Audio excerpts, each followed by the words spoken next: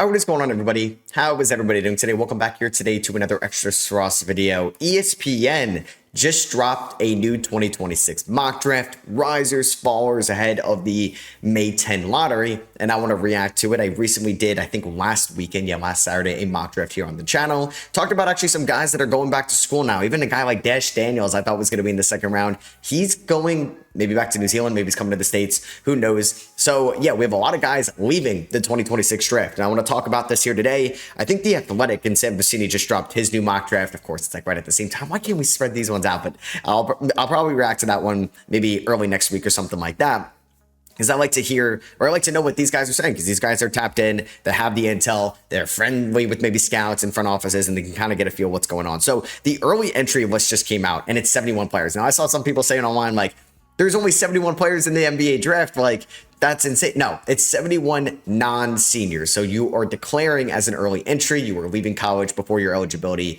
is over. So you're part of that list. Now, in 2021, I think it was at 300 and something names. It was at 106 last year. It is like drastically decreasing. And I don't know if there's going to be anything in place. I think the NBA is fine with it because there's going to be plenty of seniors. Now, there is a chance some of these guys may go back to school, like Tony Yesufu, but I think he's going into the draft, but like Alan Graves could go back to school. We'll see. And I think you could still like withdraw from the NBA draft completely and go back to school. I don't know how that's going to work with you in your transfer portal, though, and you might end up having to go to this team you're already on, like Ruben Chinelu, who is at Florida. I think he'd be a top 40 pick. He might go back to school. We'll see. And with this new lottery system, man, the lottery this year has never been more important. I'm going to feel terrible for some fan bases that drop to like the 7th overall pick next Sunday. It's May 10th. So number one, Washington, AJ DeBonta. It does feel like it's a clear indication that 95% of teams that have the number one pick would take AJ. Maybe Dallas would take Darren Peterson, or they would take Cameron Boozer, but it does feel like it's almost set in stone that AJ is going to be the number one overall pick in the draft because you have that modern wing scoring ability that feels like it's super translatable to the next level. For Washington, you're going best player available. If you view it's AJ, you're taking AJ. If you're viewing it as Darren Peterson or Boozer, you're taking those guys. This team is not worried about fit. They have a weird roster right now with like the Trae Young, Anthony Davis era coming in, but you still have all this young core from the last few draft classes. They have one first round pick this year, and for this they ended up winning it all. I don't think there is a lottery in this because, or at least the Wizards had the worst record, so we'll see what ends up changing here. Next up at number 2, we have the Indiana Pacers, who are going to select Darren Peterson. I love this fit. Now, I wonder if they would take Darren Peterson, because I feel like there were some reports that they could end up going with Cameron Boozer, or they view Cameron Boozer as maybe like the best player in the draft. So they take Peterson here in this mock, which I love. I think he's a perfect fit next to Haliburton in the backcourt. Now, yes, DeBonta would probably be the ideal situation for this team, but I think Peterson playing off of somebody like Haliburton would be phenomenal. Also, Peterson going from like the inconsistencies of that Kansas half-court offense to like what Rick Carlisle could provide for him is going to be night and day. And I think like we're going to see this number like triple at one point on this rookie contract, maybe even quadruple. Like, could he average 4 assists? Yeah, I think he can average what? 3.2, 4.8 would be tripling. Yeah, I think it could triple on that rookie contract. 4 rebounds, like 20 points, I think is super sustainable. Maybe in year number 2, he gets arguably the best passer in the NBA at the point guard position, or one of, in Tyrese Haliburton. He gets Siakam at the 4, Zubac to set him some screens. This would be a great situation for Peterson, and this now makes Indiana the scariest team in the Eastern Conference for 2027, even with Haliburton's injury up in the air. It's not a foregone conclusion that Haliburton's going to be pre-Achilles Haliburton, but Tatum just came back in 9 months and kind of looks like the old Jason Tatum. We'll see how it's going to look for Haliburton. And I'm sure Clippers fans are upset about this. So number 3, Brooklyn, Boozer. I like this a lot for them. They need that franchise number 1, and this is a great example, I think, why you would go Boozer over Carroll Wilson if you're a team like Brooklyn. You need to take that home run swing. Michael Porter Jr. is great. They could trade him. Who knows? Igor Drummond's great. Traore could be great. Saraf, Powell, Wolf. None of these guys are being number ones at the highest level. Boozer has those intangibles. He has the traits. He has the post scoring, the touch, the decision making, the ball handling ability for somebody at his size to actually be a number 1. Now, is his number 1? I don't know. Like his comps, like Kevin Love. Is it Şengün? Even if he hits like what Şengün is right now, like that's good. It's a little underwhelming because you think there's another ceiling to his game offensively, but that is an all-star caliber player, multiple time all-star, and I think Boozer can definitely hit that in Brooklyn under Jordi Fernandez. You have the backcourt infrastructure, at least like as a lead ball handler. I think you'd roll into next year with Porter Jr. and Boozer. You see if it works. You give him a solid center behind him defensively in Nick Claxton. And hey, Brooklyn could be a fringy playing team next year. Like, I guess we'll say right now on paper, they have some cap space to sign somebody. I'm trying to think like the best point guard they could sign in free agency off the top of my head. Like, there's going to be, like, they're not signing Reeves or Harden. I mean, Harden would be hilarious. I'm just trying, why can't I'm like drawing a blank on some of the upcoming NBA free agents, because this team adds a point guard. You can have Yegor at the 2. You can have Porter Jr. at the 3, Boozer at the 4, Claxton at the 5. I just have it up here. I guess some of the point guards like Trae Young, okay. Van Vliet, no. Yeah, there's not a lot of good like point guards in free agency. We're not doing the Devo experiment again. Marcus Smart could get a bag. Ayo Dosunmu, maybe they throw a bag at him like after this playoff run. And honestly, that's not off the table. Like, that is not off the table. Maybe they can get Fred VanVleet. Either way, you add a point guard to this team. Maybe it's from the trade market. The Nets could actually be fun next year. Maybe it's just Nolan Traore. It's Traore, Drummond, Porter, Boozer, Claxton. That's exciting for 2027. And before we get back into today's video, I want to give a word from today's sponsor, Fanatics Live. And if you want to stay in that NBA action, that NFL feel with the offseason, you got to check out Fanatics Live. And you can take a look at football breaks, basketball breaks. It's a 24/7 live streaming app. And you're not just buying a box, you're buying a spot in a live break. Here's how it works. You join a stream, you bid on a spot, and then the host spins a wheel to randomize which team you get. You can also pick the team you want to buy. And when they rip the box live on camera, you get every single card from that team that you picked shipped straight to your door. It's the ultimate way to hunt for those massive hits and those rare rookie cards without having to buy the entire case by yourself. And right now is the perfect time to jump in it, because they're running a great promotion right now where you spend $10, you get $10 back in FANCASH. To all new users on Fanatics Live, the link is going to be in the description. And thank you again to Fanatics Live for sponsoring today's video. Let's get back to the mock draft. So for Utah selects Caleb Wilson, I don't think this would make them regret Jaren Jackson Jr., but I think it'd be a little bit of a weird timeline they're on right now, because you'd have Markkanen, Triple J, Kessler. Wilson will never start with those guys healthy because you're not playing him out there at the 2. You still wonder if he could be a floor spacer, but he's going to be an impactful defender. I think he's going to be a good enough rebounder where you can actually throw him at the 5 with Jaren Jackson Jr. at the 4, and these guys are rangy and athletic. I don't know how Caleb is going to be as a post defender out of the gate. Definitely needs to get stronger. Definitely is going to have to be a little bit more vertical than he was able to play at UNC, because he's going to get hit with a lot of fouls, like the ticky-tacky, like hands on or just more horizontal than just getting up there vertical, which is the common thing for these athletic, chaotic big men right away defensively. And I think it's chaotic in a good way. I mean, you have Ace and Keontae in the backcourt. You definitely need somewhat of a defensive infrastructure behind them. I mean, unless Mikal Brown Jr. is like back is fine, I would think about it if I'm Utah, but I'm not really going to disagree with this at all. So 5, Sacramento, Darius Cuff. I've kind of penciled that in. If Sacramento's at 5, those 4 are off the board. You're taking a Cuff. A lot of people are out on this idea. It's just because this is where his career goes to die. And I can't disagree with you. Like, Sacramento has not had a good track record over the last 2 decades. They've got rid of Halliburton prematurely. They traded away De'Aaron Fox because he didn't want to be there anymore. It does give you a foundation, though. Like, you hope to eventually move on. Honestly, like, a Cuff and Sabonis is not going to be good defensively, but who honestly cares about the Sacramento Kings defense next year? What they need is to find a foundational young core offensive ecosystem, and maybe that's Sabonis and Cuff can actually be a pretty good 2-man game, working DHOs, working Sabonis out of the short roll. Maybe Keegan Murray's better next year. You have Reynaud, Clifford, Devin Carter. Like, it's something out there. Maybe Russ. I don't really want Russ back there, but Levine's going to be there as well. This team would be fun offensively, I think, but defensively, not good. They have their 2027 first-round pick. This is most likely going to be a multi-year rebuild. Now it's crazy, though, because it is not a guarantee that you're going to get even a top 5 pick in the 2027 draft, because if the Sacramento Kings finish with the worst record in 2027, if we were talking about that a week ago, I'd be like, okay, the worst thing they're getting is the 5th overall pick. You could find something there. They could fall to pick 12.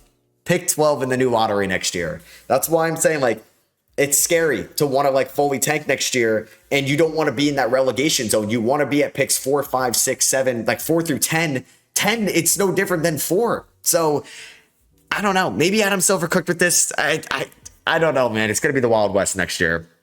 I don't think Silver cooked with it. Next up, we have Keaton Wagler going to the Memphis Grizzlies at number 6. I disagree a little bit. I like Mikal Brown Jr. a little bit more, and Maybe Jeremy Wu knows, like, he'll probably know better than me if the medicals don't check out with Mikael Brown. Wagler is definitely somebody that I think could be a high volume scorer. I don't think Ja is returning, but I'm actually intrigued about him and Ja in the backcourt. I don't think he could be a true one, and you're going to have him out there with Coward and Wells. Like, it's a really good building blocks there in Memphis. And if, I don't know, if Zach Fleeman likes him, I've like trusted his drafts in the past where I think I would like it too. I would go Mikael Brown. I like his shooting. I think it's going to be better at the NBA level. I like his passing a little bit more. And I think his game will translate better as like an athletic player in transition, athletic player finishing around the rim. It's either like, I'm not comparing him to Luka, but like, you know how Luka was not, like he was a good athlete, but not like anything special coming out of Real Madrid. Like you watch the Luka rookie tapes now, it's a drastically different player. But Luka was really able to generate a lot of offense because of the decel, because of the footwork, because of the crafty ball handling ability. And that's what Wagler has to be. Is he going to be that at the NBA level? It's a faster, physical, more speed up game than it is at college. These defenders are going to be right up on you. You're not going up against Nebraska. You're not going up against Wisconsin. Like, good teams of college basketball last year. You're going up against the Oklahoma City Thunder. Like they're in your, no, they're not in your division, but you got like, you're going up against Stephon Castle. You're going up against the Ben Thompson. These are defensive freaks. It's going to be a tougher game. And I think Mikael Brown Jr. is a better ball handler. And I do think is a little bit more of a polished guard as long as the back checks out. That's what I would do if I were Memphis. Atlanta takes Kingston Flemings at 7. I like this.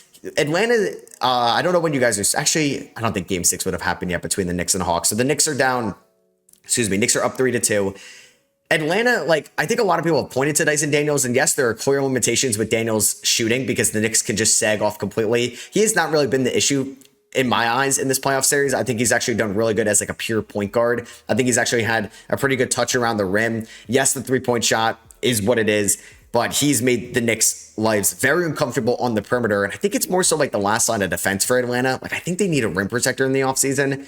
If they can work it out financially, go ahead and get Isaiah Hartenstein if they decline that deal. But I do think Atlanta would be a really good fit for Flemings because Flemings can also be like a good point of attack defender for this team. He's very quick getting downhill, and I think that's kind of like what Jalen Johnson excels at. Nickeil Alexander-Walker is more of like a shifty bend guy on the perimeter, and his game is kind of dropped, and Jalen Johnson's game is kind of dropped in the playoffs, but I think Flemings gives you not Dyson Daniels level defense, but we can get like 80% of that, but somebody you actually have to respect on the perimeter. And if Flemings is not going to be like a translatable point guard with his vision right away, hey, Jalen Johnson and Naw kind of are de facto point guards for this team. And I'm assuming CJ McCollum's going to be back next year, like on some type of deal. It might be a 1+1. Maybe it's like a Fred VanVleet type deal, but it's way less of an AAV.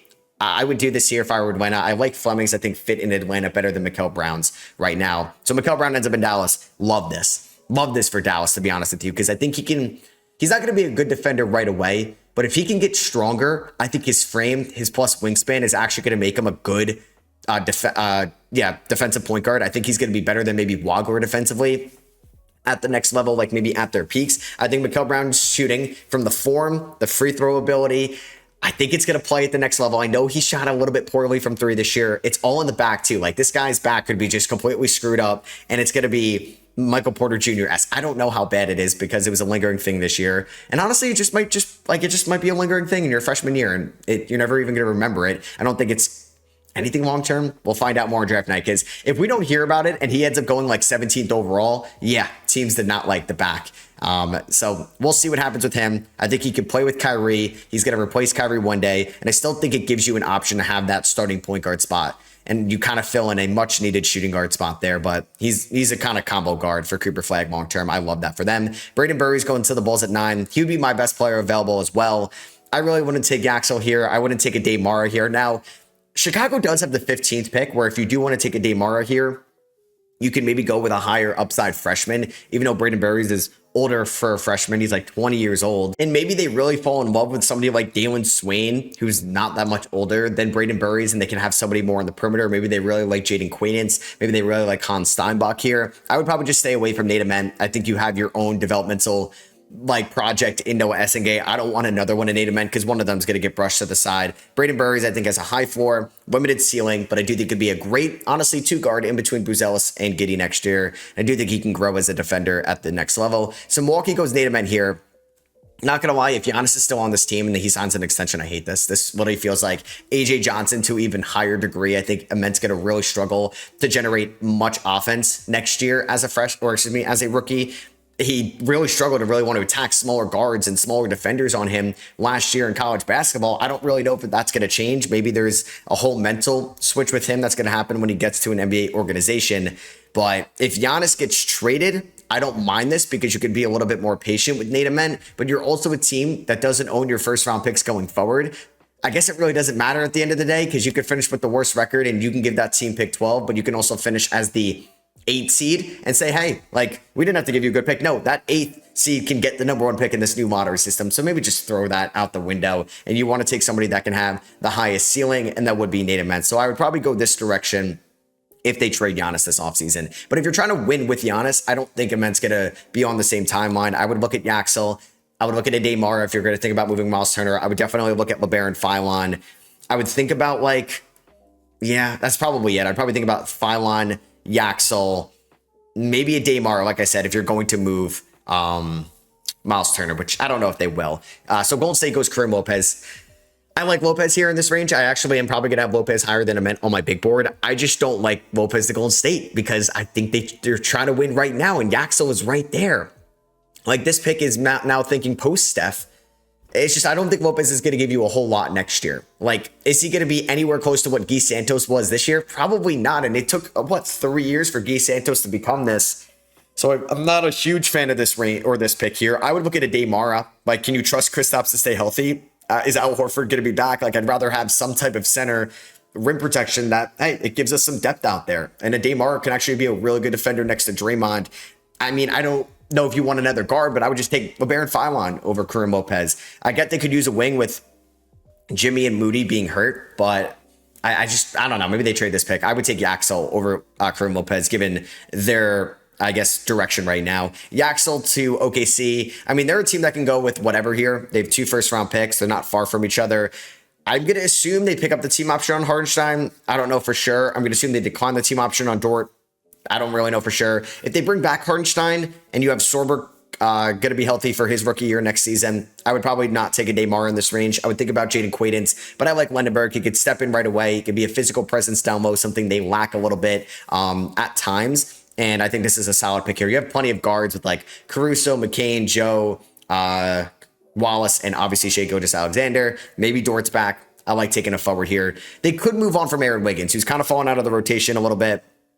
And he's making like $8 million. They might try to cost cut a little bit. So that could be a replacement. Miami getting LeBaron Philon at 13. I like that.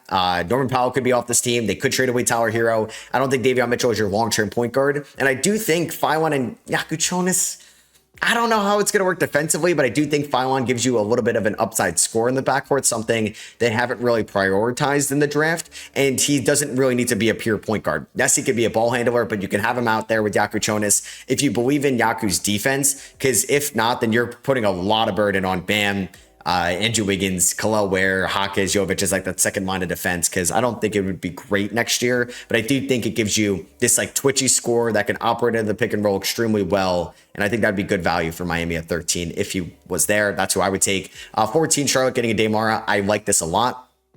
Yaxel would be ideal. Kobe Pete I would think about, but Charlotte has 2 first-round picks kind of in this range. I would take a Damara, Steinbach, or Quaidance with one of them. And if Charlotte wants to be just as good, if not better next year, I think Mara is the best case scenario, because Quaidance, you have this injury concern with him. And I still think he's a little bit more of a project defender, but he will be really good, I think, as long as his medicals check out long term. Steinbach, I worry a little bit as a rim protector, but I think is definitely more talented offensively and he's a better athlete. But Mara is just like freakish size. He's 7'3". He could be a great rim protector. Throw him on Wemby. That could be fun. Throw him on Klingon. Throw him on Edey. You definitely get a rock solid 5, and he could probably replace Kalkbrenner maybe, and you still have him and Diabate rotating.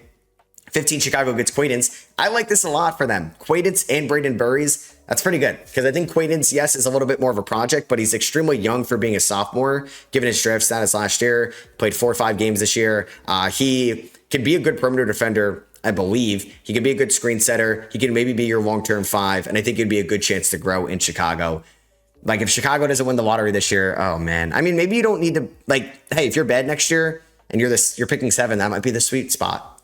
Lottery is so tough to predict now. Memphis gets Hans Steinbach at 16. I like this as well. So they ended up with Keaton Wagler, I believe, and Steinbach. You have the injury concerns with Zach Edey and Brandon Clark every year, and Mara and Quaidance, who I would take, are both off the board. Therefore, Steinbach makes a lot of sense. I think he could be a little bit of a 3-point shooter, and maybe it's a little bit of Santi Aldama-esque. We'll see, but I think Steinbach gives them something they definitely need in the front court. OKC gets Chris Sinak, sure, so they double up on forwards. Sinak's kind of like that hybrid 4-5, Khalil Ware-ish. I don't mind that for them either. Like, Hartenstein might not be on this team in a few years. Sorber, who knows how he's going to look post-ACL tear. Sinak gives you somebody that can rebound and space the floor. Cameron Carr going to Charlotte at 18. I actually like this. I think Carr would make a lot of sense. Alan Graves, if he was in the draft. Dalen Swain, Amari Allen, like one of those wings could make a lot of sense because LaMelo, Knipple, Kobe White are getting a bulk of the guard minutes. Carr is a guard, but he's also kind of like a wing in a way, and he's actually a pretty good shot creator. He's a good 3-point shooter, so he'd fit very well into Charles Lee's offense, so I like that pick. Christian Anderson going to Toronto at 19. I like Sturts a little bit more for them because I do think, I mean, I guess Anderson, like, you don't really care about his defense too much because you're going to have Scotty and like CMB behind him, which is pretty nice to have. I think I would go with Sturts a little bit more. Anderson is a little redundant from Quickly, but it gives you a much cheaper option. I think it's Anderson or Quickly, or Anderson or Sturts here with how this has fallen. You can't go wrong with either one. And the center, I guess, draft is really thinning out. So I would not also hate a center for Toronto at 19, but with Gungba going back to school, wasn't there another center that went back to school? Maybe not. Or Krivas. Krivas, I think, is going back to school. Either way, if Krivas is not in the draft, like, are you going to take Henry Vasar at 19? Ruben Chanelu at 19? Badunga's going back to school. I'm not taking Terrace Reed here. So I'm fine with Anderson or Sturts. Morris Johnson going to the Spurs at 20. This is a fun pick.